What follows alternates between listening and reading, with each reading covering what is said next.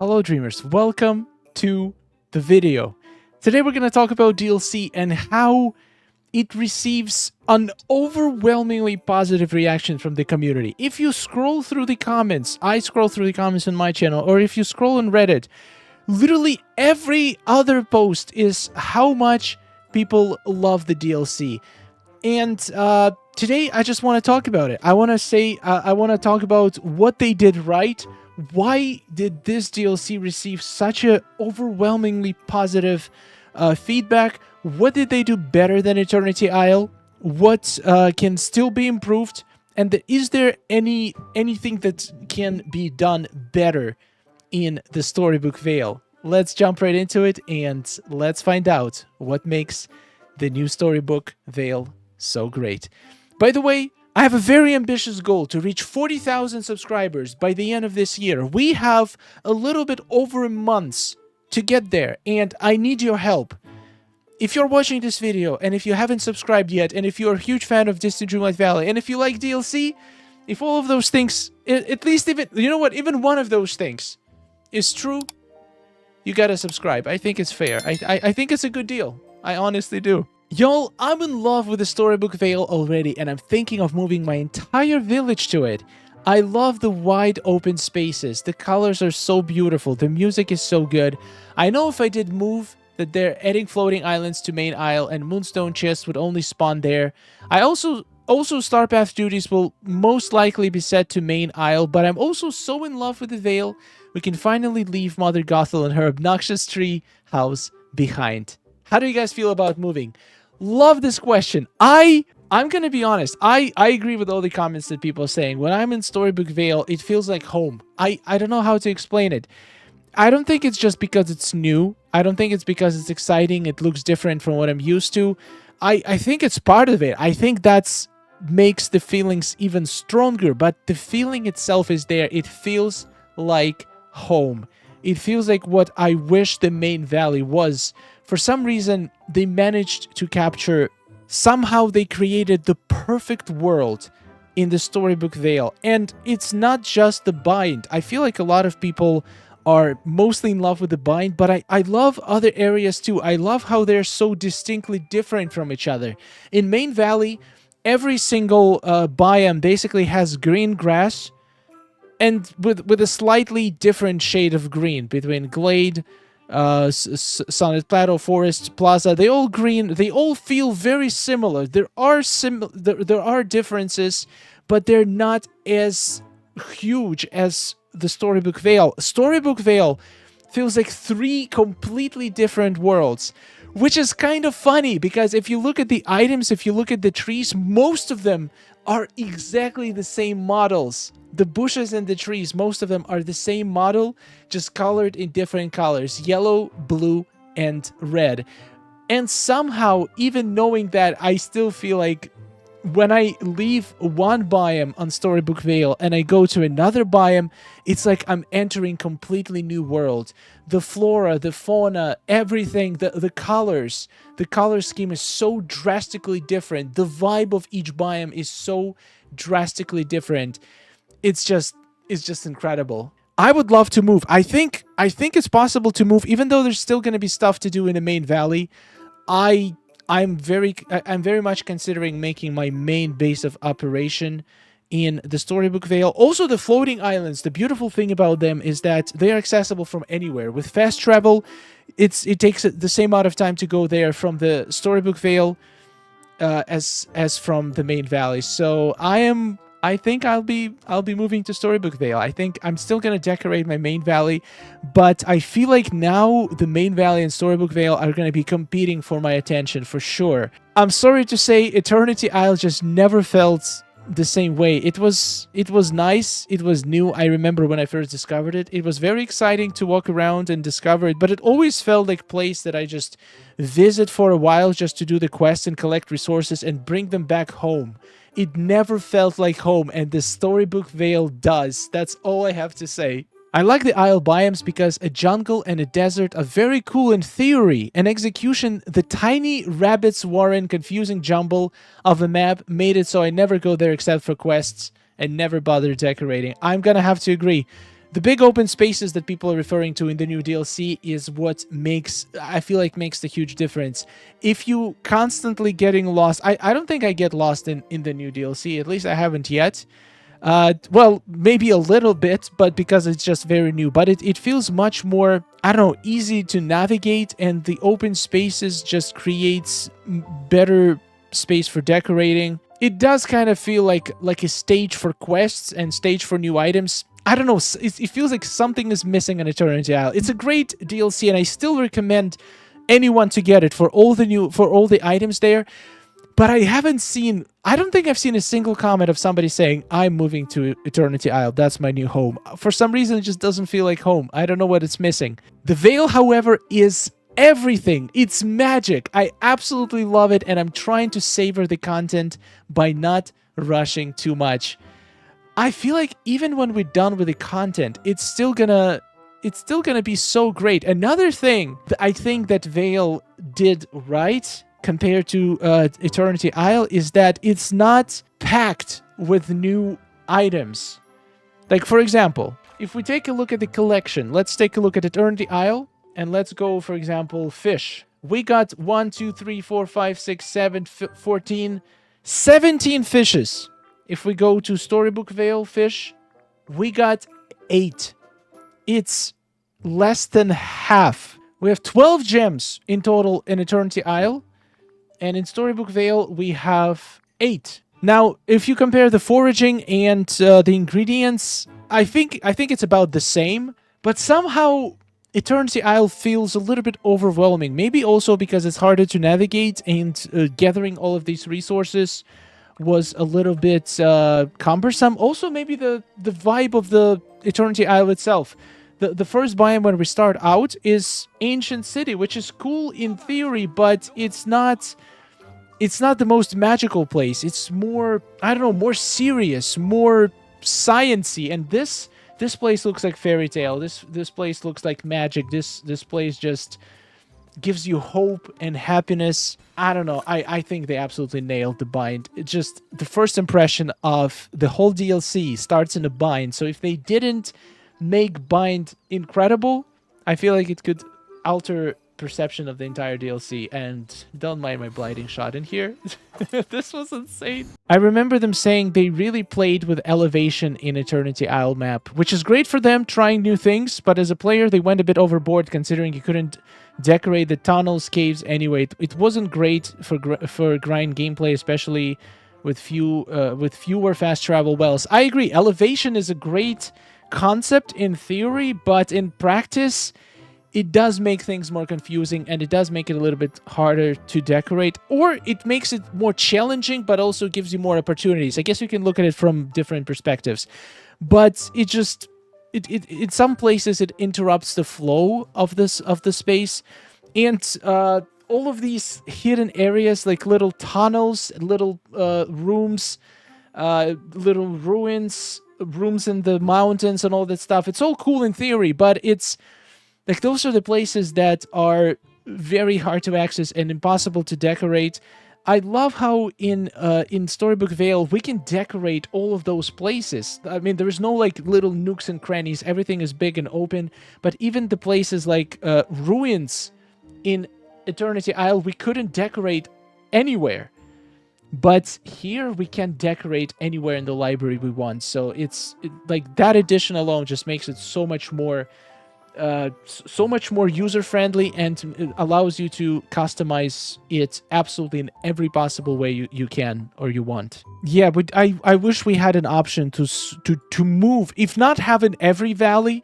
I understand it might be a little bit too OP if we had Moana's boat and Beast's flower shop in every DLC. That would just basically make it grinding obsolete, but it would be cool if at some point, like after we completed the entire story, maybe then, like after the part 2 is finished, after you finish the final quest, maybe then they would allow us to get these buildings in DLCs. I think it would be helpful. And absolutely agree, we need floating islands based on the biomes from DLC. I would love to get 3 additional floating islands for Eternity Isle and 3 more floating islands for this DLC as well.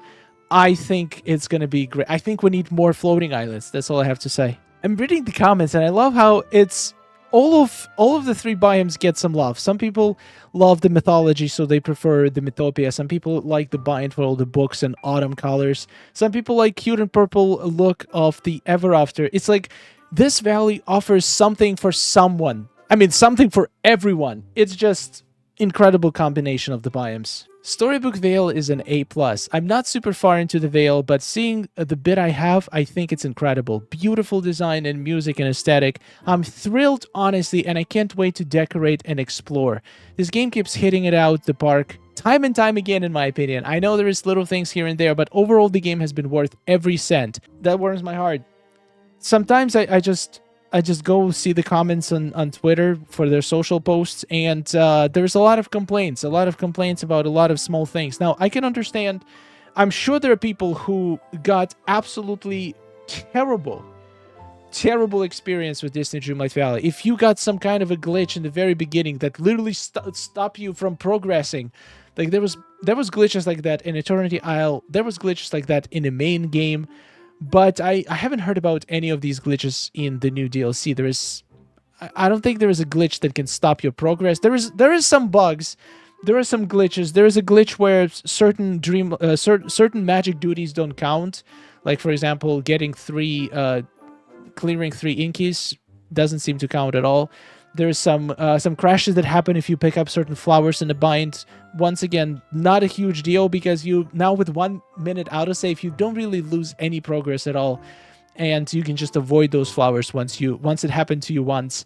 Like, most of the bugs are not absolutely game breaking, and just slight annoyances that I'm sure they're gonna fix in the next patch. Potentially even on December 4th when they release the main update. Maybe that's why they did it. They released the DLC a little bit sooner so they can collect some bugs and fix them in the next update to make sure that their DLC is as polished as possible, as quickly as possible.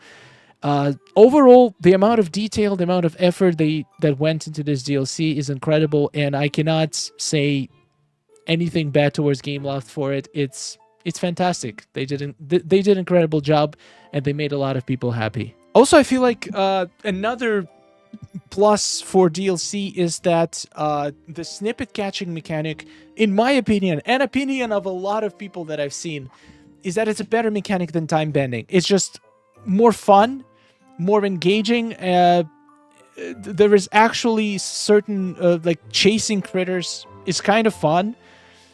Time bending is basically just clicking buttons. It didn't have much challenge in it, but here there's a challenge. There's fun aspect. The critters are, I mean, the snippets are also cute. You can make the tapestries. There is a good point. The biggest issue is that once you finish the puzzles, there's no reason to use your net or do anything with snippets at all. Well, this is not entirely true, because there is a lot of crafting recipes that require snippets. One thing I don't really understand, and in my opinion, the biggest issue with the Storybook Vale is the magic. The magic is incredibly difficult to get. If you compare it to the mist, there were so many ways to get mist. You could destroy those sand swirls. They would give you mist. You could do time bending, and sometimes it would drop mist. And if you had time bending buddies, they would multiply it. So there was a way to get huge amounts of mist pretty easily. But here in this in the Storybook Vale, the only way to get magic is through Dreamlight duties or achievements. You literally cannot get it just in the world by doing anything. And I'm pretty sure it's a bug, because when we had the first conversation with Merida, she specifically said you can get more magic from doing the duties or removing Inkies, but Inkies don't drop magic, so I'm not entirely sure if they're supposed to drop magic. Another way they could fix the magic problem, in my opinion, is also that would allow us to fix the problem with not needing to do any more catching snippets after you finished all the puzzles, is to just allow us to convert snippets into the magic. Like like we can recycle some stuff in Eternity Isle items. You can recycle it back to the resources. I wish we could just recycle the snippets back into the story magic. Story magic is used in so many things. So many incredible recipes use story magic. For example, all of the traps require story magic and insane amounts of story magic to upgrade them. There's also a lot of crafting recipes. Almost every craftable item from the rewards from the lore keeper also requires magic to craft them. So magic, I guess, unlike mist powers a lot of machines. Like you need constant supply of mist to be able to operate your vacuums, your cookers, and your gardeners. There is nothing like that for story magic. There is not a machine that requires constant supply of it. So at least we don't need infinite supply of magic. We just need certain amount to upgrade all of the machines that we want and craft all of the items that we want. So I guess it's not as big of a deal, but I wish, like, converting snippets into magic, in my opinion, would be a perfect excuse. If you ever need more magic and you don't want to just grind the tasks, you just go catch some snippets and convert them into magic. That's my suggestion for part 2. I hope they also add more tapestries. I hope they add at least 24 more. Because it's true. It's very easy to complete them. You can complete all of them probably within a week. Storybook Vale appreciation post. Let me start by saying I'm not one to judge other people's personal choices. As long as you're not hurting yourself or others and are treating others with kindness and compassion, we can agree to disagree on a lot of things. However, if you don't like Storybook Vale, that's a deal breaker. You need to re-examine all of your core values and life choices. Love it. But for real, this new DLC is stunning. Full disclosure, I didn't love Eternity Isle. I played it through and enjoyed it for what it was, but I actively avoid it now. And the main story, now that the main story is done, the machines and time-bending element are great, and I'm always excited to see new characters' arcs. But the overall feel of the Isle just feels chaotic. It feels so easy to get lost in these giant expanses and nothingness that are way too cluttered without offering much of real value.